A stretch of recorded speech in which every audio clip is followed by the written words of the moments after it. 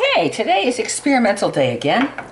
I want to make some wafers, kind of like vanilla wafers, nice, light, fluffy, and then I'm going to dip them in chocolate, kind of like just a long cookie you dipped in chocolate in the end. Okay, so I'm going to start out with, I have butter flavored Crisco. Shortening does not make things spread as much as butter. So if you use this, it's not going to spread as much. So I'm going to use a half a cup of butter flavored Crisco. I wrote the recipe down as I looked at the vanilla wafer recipe from Nabisco and saw what was in there for. So there's half a cup of, and I am actually measuring today. I can't believe this, because in case they come out good, I want to make sure what the recipe is. Okay, so there's a half a cup of butter flavored Crisco. If they come out lousy, I won't put it on. Okay, so there's the butter flavored Crisco. The next I want to put in here one egg, one of our lovely chicken eggs. Half a cup of Crisco and a cup of sugar, regular sugar. So here's regular sugar, a cup. Okay, try this, see how this works. And now I'm going to actually, instead of using my hand beating it up, I found this when I was cleaning out my cupboards. Clean out your cupboards, amazing what you found. Like 8 cans of tuna fish, some from 2005. It's like, whoa. Okay, so that goes to the cat. But anyway, found a nice little mixer here. Very handy.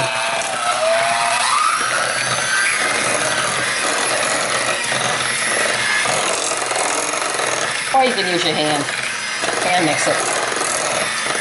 Depends on how much I gotta clean here if I want to use it again. If it's a pain to clean, I'll never use it again. If it's easy to clean, I might. Okay, now, to this, it's beaten up, it's pretty good, until fluffy. Okay, now I'm gonna add, I got my egg, my sugar, my Crisco in there, vanilla extract. Okay, how much vanilla extract? I think 1 teaspoon. Oh yeah, 1 teaspoon's fine. You don't need 2. 2 would overwhelm it. I gotta remedy that. Okay. Now here's the big thing, bacon. This is what's gonna make it puff up before you bake them. So I'm gonna use a tablespoon, a level tablespoon. I'm changing my recipe already as I go along thinking about it. Okay. And I'm gonna also add some cream of tartar. Okay, and here I got I'm putting a half a teaspoon of cream of tartar. Half a teaspoon of cream of tartar. That's it. Okay. And now we whip this up.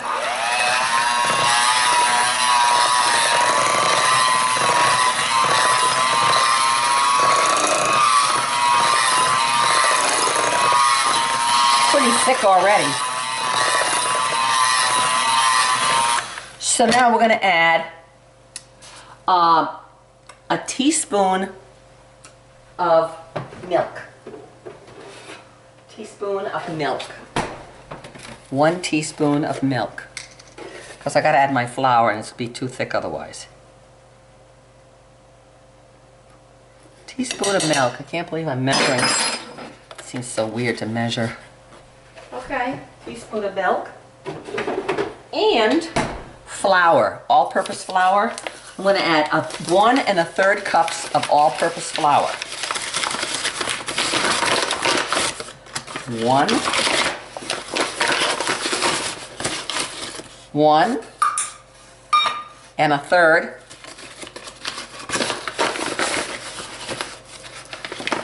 cup of all-purpose flour. Okay.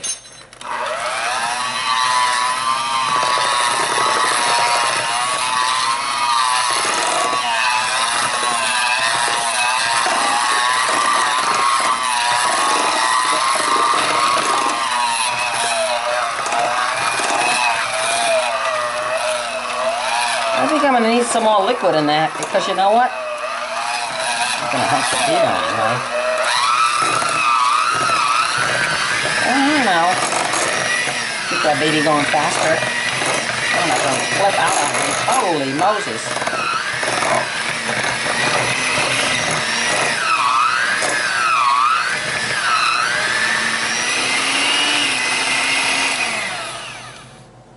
Let me feel that. That's all right, yeah. Okay, how do you get these things, the beaters out of here? Oh, there we go. Okay. So, scrape them off the beaters. Now this feels almost like I could mold it with my fingers, which would be nice to do. Then I can mold them into the shape of little fingers for cook. I put parchment paper. I have my oven up to 400 degrees. So I figure if I make these thin enough and small enough, then they're gonna cook quickly. So let me take a little bit here. Let me roll them out in my hand like this. And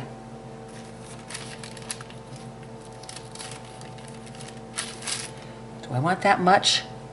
I'm trying to think of the weight of a cookie. Yeah, maybe that much. That's pretty good. Make it look like a little worm. Okay? Just a little bit of dough. Roll them out. Yeah, my oven's up to 400. Little worms. Get off out of here. See that, little worms. On parchment paper. Probably about the size of a quarter when you ball it up. Well, they're ready to go in the oven. The oven is up to 400, but well, they just came out. They've been in there 10 minutes at 400 degrees. So they look like they'll be pretty good, and we'll see what happens. Okay, the cookies are done, and they're cooled, and they're crunchy. So I'm going to take a Trader Joe's, just a couple squares of this dark chocolate. I'm going to put it in a little glass cup and put it in the microwave. Probably, let me see how many squares. That's too big a piece.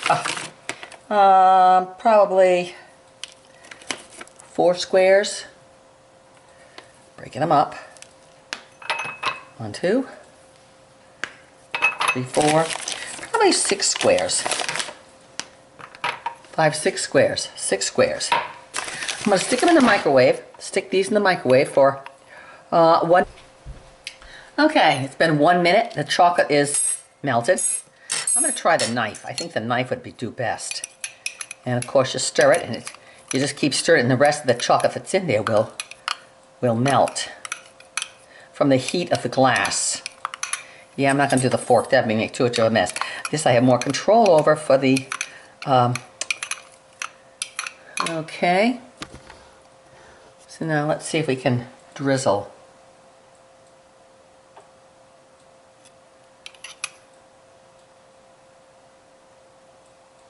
Well, that's not working too hot, is it? Let's try. Okay, just drizzle it. There we go.